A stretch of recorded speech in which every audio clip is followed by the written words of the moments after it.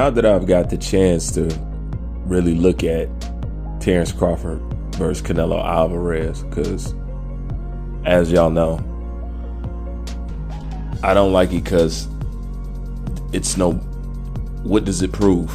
It does nothing pushing boxing forward, but I'm not even going to spend my time on that. That's me. But finally looking at it, I'm going to give my overall of everything that I see and that I hear.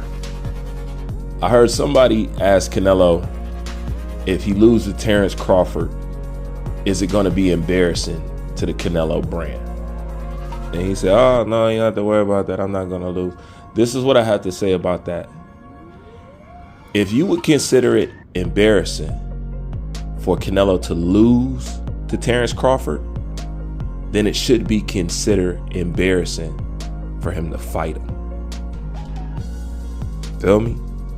That's reality right there. True story. That's real. If you could feel losing to Terence Crawford would be embarrassing and detrimental to Canelo's brand, you should feel the same way about him fighting. That's number one about this whole fight. So let's get that out there.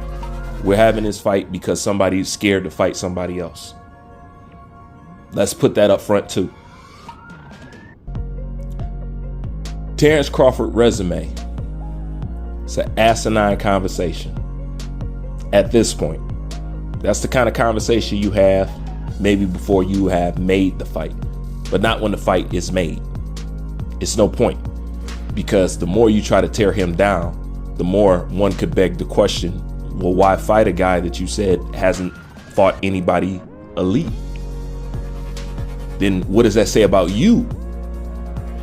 That's why Canelo has to flip back between, oh no, he is good, he is good. Then again, he's nothing, he ain't fought nobody. Canelo can't make his mind up because, you know, we got to play the media game. But the truth of the matter is, how could you say that he is not fought anybody elite, but at the same time say that Terence Bud Crawford is better than Floyd Mayweather, somebody who has fought more elite fighters than anybody in boxing, somebody who has fought more fighters that were on the pound for pound list than any other fighter in boxing. So Terence Crawford has never fought anybody elite, but he's better than a person who's beat the most elite fighters, including you. Make that make sense. This is just reality. Now I get, you know, got to sell the fight, you know, got to put on for the fans, but this is just reality when I'm looking at it. To be truthful, it makes no sense. The same thing he said about, oh, Victor Postal, he's old, but at the same time, you beat up on Miguel Cotto, he was older than Victor Postal, you know, on and on and on and on and on.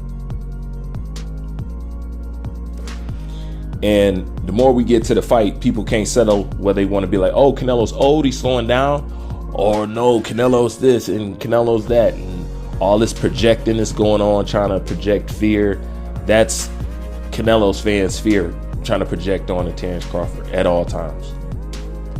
Because they either understand or they don't understand. When you're looking at Terence Crawford, he's telling you what it is. Meaning, do you know when he go into that fight, the first half of that fight, from the first bell, from the first round, he's going to want to establish that he's not locked in there with Canelo. Canelo's locked in there with him. He's going to want to show you that he's the stronger guy and I ain't going nowhere and that you can't bully me.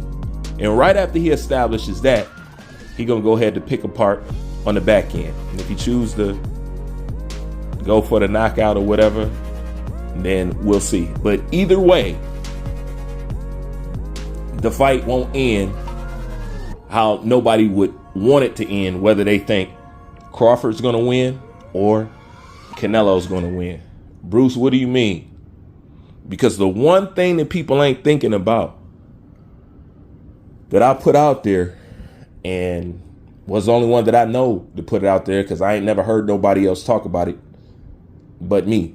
But the fact that the question you need to ask yourself, this fight between Canelo Alvarez and Terence Crawford, is is there a branding clause in this fight?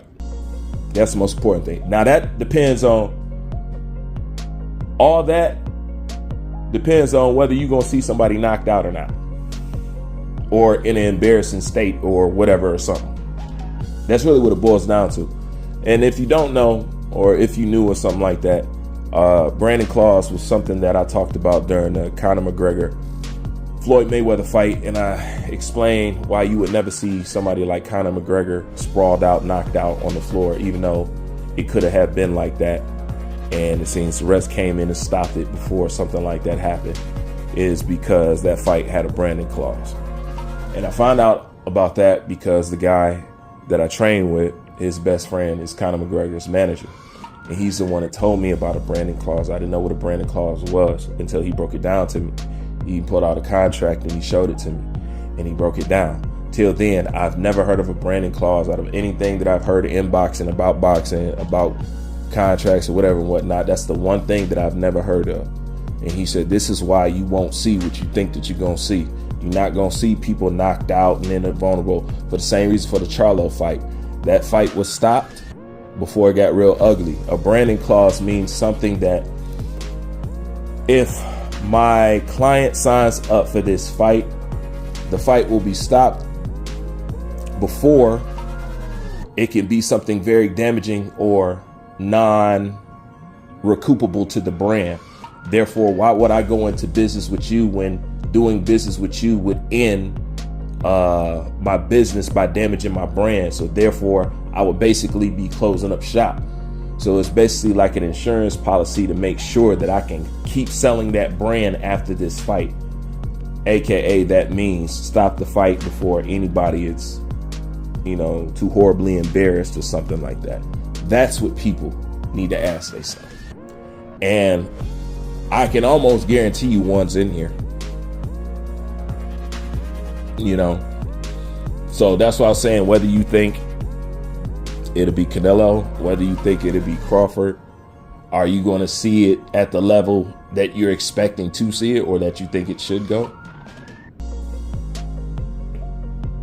No, you know what I'm saying? Those fights get stopped before you see something like that. So therefore, to me, once I find that out with certain fights, it takes the luster off it, because I know before anything really bad or, to me, exciting happens, the ref's going to step in and stop it. So that's another thing.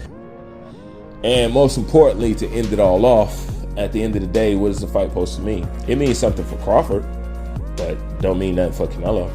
And even with Crawford beating Canelo, I'm impressed with him going up 3 weight classes, not with him beating Canelo. Because Canelo himself is not an elite fighter. He's a very good fighter. But somebody I would call special or elite, no. Not at all, but very good.